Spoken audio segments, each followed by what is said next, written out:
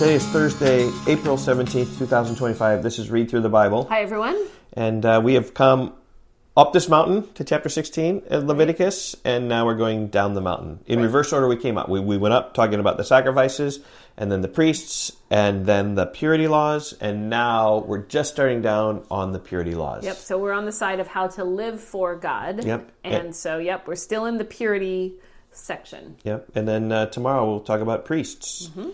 And then rather than sacrifices, it'll be more feasts-oriented, but that's what we're talking about. So chapter 19, again, listen to I am the Lord your God. And how many times it showed up? I have it written down that it's 13 times. Okay. And in these verses, I've counted 53 commands in these verses. Just the idea is, you shall be holy, for I am holy. God is holy, and this is the way that His holiness should be represented in the life of the people of Israel. And in some ways, these transfer straight to us. So the Lord spoke to Moses, saying, "Speak to all the congregation of the people of Israel, and say to them, you shall be holy, for I, the Lord your God, am holy." This governs everything. In fact, when I summarized this chapter, I called it, you shall be holy, for I am holy. I called it, I am the Lord laws. So this is who I am, this is who you should be. I am holy, you shall be holy.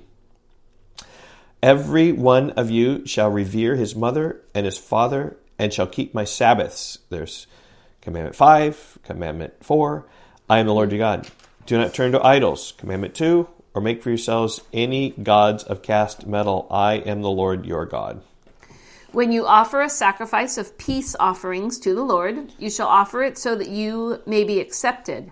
It shall be eaten the same day you offer it, or on the day after, and anything left over until the third day shall be burned up with fire. If it is eaten at all on the third day, it is tainted. It will not be accepted. And everyone who eats it shall bear his iniquity, because he has profaned what is holy to the Lord. And that person shall be cut off from his people. When you reap the harvest of your land, you shall not reap your field right up to the edge, neither shall you gather the gleanings after your harvest. You shall not strip your vineyard bare, neither shall you gather the fallen grapes of your vineyard. You shall leave them for the poor and for the sojourner. I am the Lord your God. And that comes up in the book of Ruth. When Ruth gleans in Boaz's field, this is what she's doing. Mm-hmm. And it's a way to care for the poor, is not to totally exhaust everything in your field. I mean, today we do. Yeah. Pretty close. The combines come through, and for profit random motives, people are not allowed to just go grab stuff off of people's fields. Yeah, and nor is it profitable or helpful to go out and just grab corn from the cornfield. So it just doesn't quite work that way. But that's the way they dealt with the poor. Go out, work, find some sheaves, some gleanings from the field, and you can take them as yours. Mm-hmm. Okay, verse 11. You shall not steal. Yeah, that's the ninth commandment. Yeah. Ninth commandment. Eighth commandment. Yep. You shall not deal falsely. Ninth commandment. Yep. Don't lie. You shall not lie to one another. You shall not swear by my name falsely, and so profane the name of your Lord, of your God. I am the Lord. Third commandment. So interesting, just like the 10 commandments are just right in here. Mm-hmm. Yeah. Verse 13. You shall not oppress your neighbor or rob him. The wages of a hired worker shall not remain with you all night until the morning. You shall not curse the deaf or put a stumbling block before the blind, but you shall fear your God. I am the Lord. You shall do no injustice in court. You shall not be partial to the poor or defer to the great, but in righteousness shall you judge your neighbor. You shall not go around as a slanderer among your people, and you shall not stand up against the life of your neighbor. I am the Lord. You shall not hate your brother in your heart, but you shall find reason frankly with your neighbor, lest you incur sin because of him. I have no idea what that means. You shall not hate your brother in your heart, but you shall reason frankly with your neighbor, lest you incur sin because of him. Or just speak with him. I don't know. You shall not take vengeance or bear a grudge against the sons of your own people, but you shall love your neighbor as yourself. I am the Lord. Here it is. This is what Jesus says. This is the greatest, the great commandment is to love the Lord your God with all your heart, soul, mind, and strength. This is the second is like it. You shall love your neighbor as yourself. And so this is all about loving your neighbor as you love yourself. That's how you principalize, summarize all these laws. Right, because it encompasses everything else. Okay, verse 19. You shall keep my statutes. You shall not let your cattle breed with a different kind. You shall not sow your field with two kinds of seed, nor shall you wear a garment of cloth made of two kinds of material. Why those laws are given, I'm not sure, because we certainly do that today. Genetic hybrid for better and for different kinds of costs. 90% polyester and 10% cotton. But again, these are to Israel. Israel was told not to do this. This doesn't bind upon us. And a lot of these moral laws, you just got to figure out whether they bind upon us or not. If a man lies sexually with a woman who is a slave assigned to another man and not ransomed or given her freedom, a distinction shall be made. They shall not be put to death because she was not free. But he shall bring his compensation to the Lord to the entrance of the tent of meeting, a ram for a guilt offering, and the priest shall make atonement for him with the ram of the guilt offering before the Lord for his sin that he has committed, and he shall be forgiven for the sin that he has committed. When you come into the land and plant any kind of tree for food, then you shall regard its fruit as forbidden. 3 years it shall be forbidden to you, it must not be eaten. And in the 4th year, all its fruit shall be holy, an offering of praise to the Lord. But in the 5th year, you may eat of the fruit to increase its yield for you. I am the Lord your God. Yeah, there's the fruit trees. Don't eat 3 years, 4th years. The first fruit sacrifice, maybe. Yeah. Okay, you shall not eat any flesh with the blood in it. That was chapter 17. You shall not interpret omens or tell fortunes. You shall not round off the hair of your temples or mar the edges of your beard. You shall not make any cuts on your body for the dead or tattoo yourselves. I am the Lord. And I suspect many of this is just to be different than the Canaanites and the Egyptians of which they were around. They probably did those things. Do not profane your daughter by making her a prostitute, lest the land fall into prostitution and the land become full of depravity. You shall keep my Sabbaths and revere and reverence my sanctuary. I am the Lord. Do not turn to mediums or necromancers. Do not seek them out, and so make yourselves unclean by them. I am the Lord your God.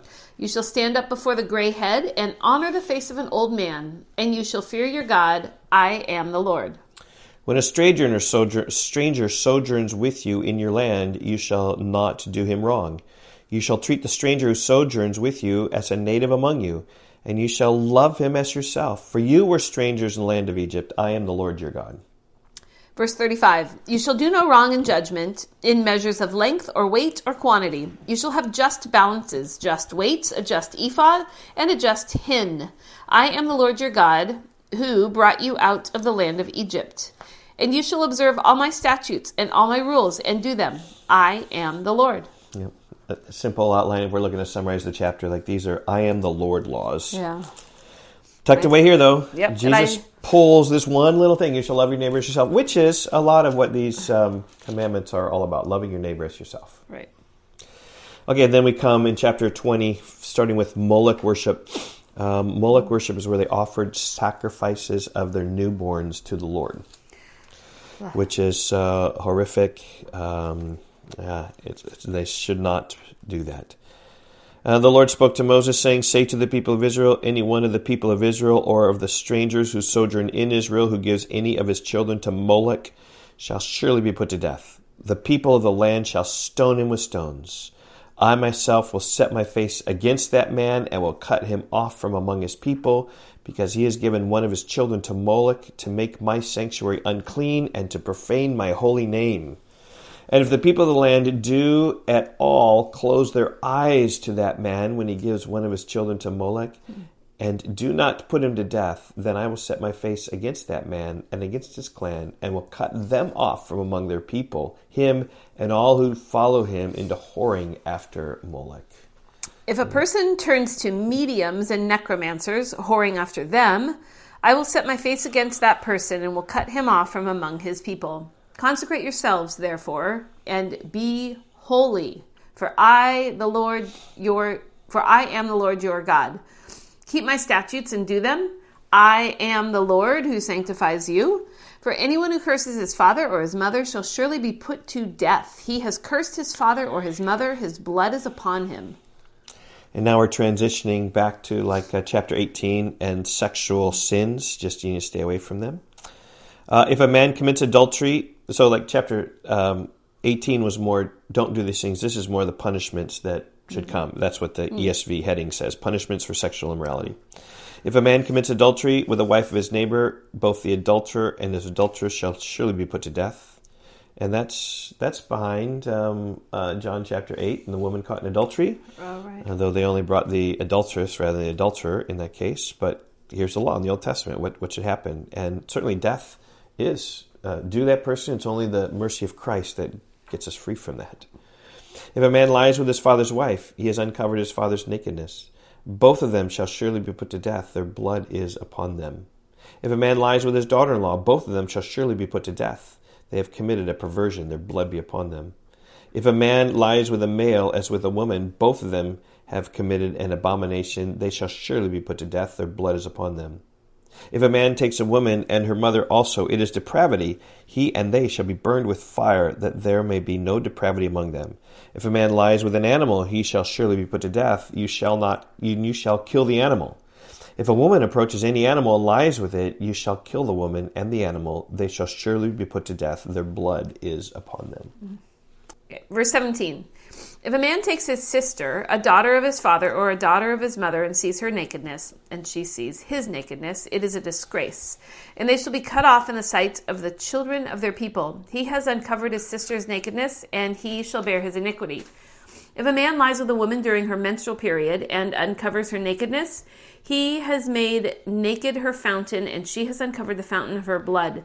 Both of them shall be cut off from among their people. You shall not uncover the nakedness of your mother's sister, or of your father's sister, for that is to make naked one's relative. They shall bear their iniquity.